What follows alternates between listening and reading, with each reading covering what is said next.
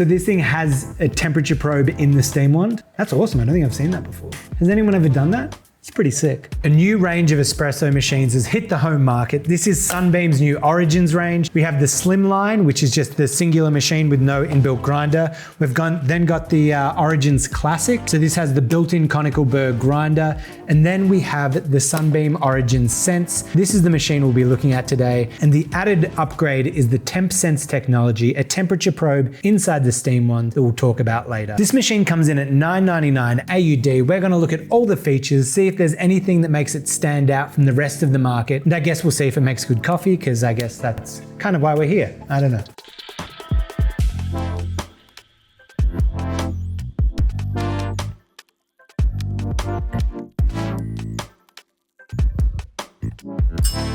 Now, everything out of the box, obviously you get the machine. It's got this inbuilt conical burr grinder, so you can grind fine enough for espresso. It's got anti-static built into the grinder here with a cradle that you can place your portafilter into. That just places in there to grind. It's got a single and double shot button, as well as a manual shot if you want to manually pull your shot of coffee. It's got this TempSense technology, a temperature probe inside the steam wand that can be adjusted where you choose your temperature with this dial. Of course, you've got hot water for things like tea or a long black, and you've got your steam over here to steam milk. One of the cool features with this is a one button clean function, so you can make sure your machine is always clean. Also in the box, it comes with a standard milk jug. You've got your tamp. It comes with a double shot basket, a single shot basket, and then a double and single shot basket that are dual walled. This is for if you're using pre-ground coffee. The dual wall is gonna help build up pressure so you still get a rich full crema. A cleaning disc for when you need to backflush your machine, and these cleaning tablets that come alongside. Once you're done with the two, you can always just buy some more. And you also get these little tools that are inside the machine. Just a little brush there to clean out your group head or grinder, and these little pins to help clear out your steam wand if you need. Now, the first thing we'll talk about quickly is just basket size. This comes standard with 58mm basket. Most machines in this price range and category come with 54mm. So these ones are not as wide, but they're a bit deeper. So that means that you're gonna grind coarser to get the water to go through. With this wider basket that's more shallow, you can grind finer. And I find that as you grind finer, you actually extract more flavor from the coffee. So I find 58mm portafilters actually give you a better flavor profile. So that's a really positive sign on this machine. So let's talk about the grinder. This has got an inbuilt conical burr grinder. You need conical because you want it to grind fine enough for espresso. Also, you want good grind uniformity. You don't want small particles and big particles. You want them all be really similar, because that's going to lead to a better tasting espresso, more balanced cup of coffee. But the thing that I really love about this grinder is the inbuilt anti-static inside the chute here. What that means is when you grind, the beans aren't going to spray everywhere. They're just going to go straight into the basket. With some other machines, you either need funnels or the beans just spray off onto the side here and it leaves a hideous mess. So really nice usability or user function right there. It makes it super easy to keep tidy. And if you do get a bit of grinds that fall down, like if you overfill the basket, there's a little catchment on the side here that you can just brush the beans into just down there. So really easy to clean for that as well. The grinder can also grind manually or for a single or double shot. So if you want a single shot, you just pull down once, pull down to stop. And if you want a double shot, you do it twice.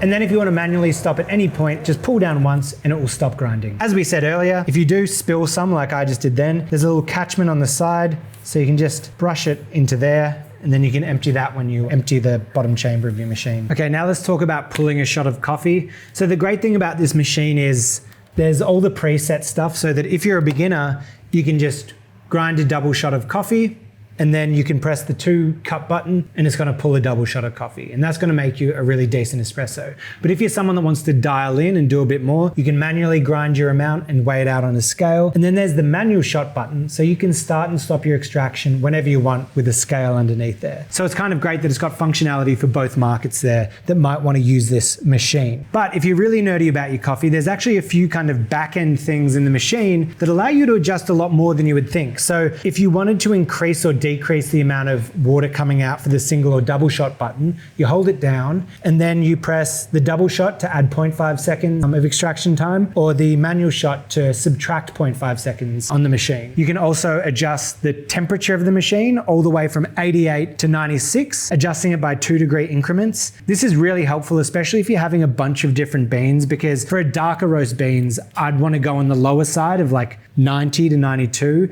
But then if I'm using a lighter roast coffee, I might want to increase up to that 96-degree temperature, because lighter roasted coffee is harder to extract. So you want hotter temperatures to do more work. Whereas darker roast coffee, easy to extract, you don't need as much temperature. So it'll taste less bitter when you extract at a lower temperature in a darker roast. Okay, if you're a beginner, don't worry about this next section. But if you really want to get nerdy, there are 3 different flow profiles which control the flow of water as you extract. So the first one is just the basic flow profile, short pre-infusion, pressure ramps up, and then you get your full extraction across the bed of coffee. The second flow profile extends that pre-infusion. So it's a longer time where the puck is just getting wet. There's not a lot of pressure. It's just wetting the puck, and that might help with things like channeling. And then the third profile is a decreasing flow profile. So the pressure ramps up, and then throughout the shot, it just decreases and decreases and decreases. And some people like doing this as the puck degrades over time. So a lower flow profile is going to help with just a consistent shot without that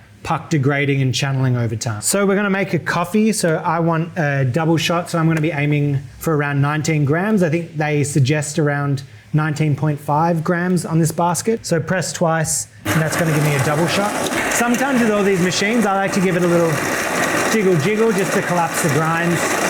And then it stops automatically. Let's see where it's at. Yeah, nice. 20 grams of coffee. So if you weren't using a scale, you're right within that range that you're looking for a double shot of coffee, especially with a 58 millimeter portafilter. You're probably wanting 19 to 20 grams. So without weighing it, that's pretty good right there. We'll just leave it at 20. We'll see how it goes. And so now I'm going to pull, for this coffee, I like to do just under a 1:2 ratio. So more like, I don't know, 1.18. So 20 grams in, I probably want 36 to 38 grams out. So manual shot, start our timer. Did you see the scale turn off then? Damn it. We rolling? Okay, take 2. I didn't charge the scale and it ran out of battery. So we've got this big charger on the side now. You've got the 1-shot or 2-shot buttons, but because I'm using a scale, I'm using the manual shot. So I can simply press that and then start the timer. And then that allows me to look at the yield that is coming out. So how much coffee, and then the time that it's coming out in. So I'm looking for about 34 to 36. So I can stop that there. And nice, in about 23 seconds, we got 35 grams. So nice and really close. That tells me though that I'm probably 1 step too coarse. So I'm on grind setting 5 here. I might move it down 1, and that should get me really dialed in. But that's a really good looking shot of coffee there. Yum. A lot of sweetness coming through there. We've got the temperature dialed in for a darker roast coffee. It's at 92. It's a really good tasting cup of coffee. Okay, now for the feature that we're all here for. The one that sets this thing apart. The new TempSense steam wand. This has a temperature probe in there. Now, when I get a lot of DMs asking for advice, 90% of the time it's about milk texturing, about the temperatures, about what to do. So to have something that makes it that much easier just makes so much sense, especially for a beginner market. And when 80% of drinks that are ordered out of cafes in Australia are milk-based drinks, this is the majority of drinks, and it's the majority of a liquid that goes into your coffee. So I think mastering this is a really great step by Sunbeam, a really smart move to make. The reason it goes from 55 to 70 is because some alternative milks like almond and soy need to be steamed at a lower temperature. So for soy milk, I would say like 55 to 60 degrees. Almond milk, you'd want to be looking at 55 to 65. Whereas dairy, you'd want from 60 to 65. And then if you want like an extra hot latte, it goes up to 70, but it stops at 70 because once you go beyond 70, it starts to burn the milk and you really taste that kind of gross eggy flavor. So that's why it tops out there at 70. You also then have pressures of high and low. So that's really great. We're going to be steaming dairy today. So I'm going to set it at 65 degrees. I do find sometimes with these bigger jugs, using a higher volume of milk actually makes it a bit easier. If you're going to be making smaller cortados, you might want to buy like a little smaller jug to go alongside it. Hey guys, me again. I'm just going to make a shot of coffee for this. Don't need a scale because we know it's pretty bang on. All right, let's bang out. I'm going to do a double Rizzy, so I'll just pull a single shot. Look at that flow. That's a tasty cup of coffee. Oh, I did the same thing again where it was stopping and I pressed it at the same time. Oh, yummy, yummy. All right, so TempSense, you can see we've got a chunkier steam wand, fitting all that technology in there, all those probes. So first off, everyone knows, purge out some steam. You don't want any excess water coming into your milk. So you just turn the steam wand on, and once it gets up to temp, just let it go. Oh, and so this is this single heating element machine. So when you switch over to steam from pulling a shot, it takes a few seconds just to warm up, because obviously steam is going to be a lot hotter than just your 92-degree water for extraction. So then once we're ready, pull out your steam wand towards you, turn your steam wand on. So we can hear as that pump engages, the milk will start to spin around the jug. You want to lower to the top of the milk and just allow in those little rips of air, if you can hear that little ripping sound. So that's allowing the air in.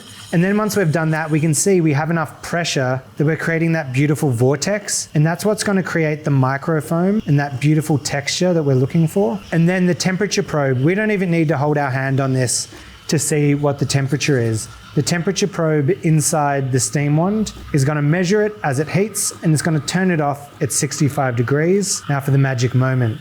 I reckon it's got like 3 more seconds or something like that. 3, 2, 1. Oh, that's my internal thermometer. I just felt it with my hand. I'm like, oh yeah, there's 3 more seconds on that. I've made 1 or 2 coffees in my time, and look at that. That's some well-textured milk. All right, now for the moment of truth. Can you pour under pressure? How's that angle up there, Bernie? Pretty good. How does it taste? I mean, really good. I always think when I make something like this, I'm like, if you're someone that makes milk coffees every day, you just want a great coffee that kind of stands up to a cafe, this is great. You've got the right temperature. It's going to be the same temp every time. Beautiful silky texture, lovely coffee flavor. That's a really good coffee. Now the final thing, it's not the sexiest, but please stay tuned. Just listen, because it's important. It's got a 1-button clean function. This just makes it simple. I always put off cleaning. This just kind of makes it easier, reminds you. All you have to do is make sure your reservoir's filled up, make sure your little drip tray is empty, pop in the disc that comes with it.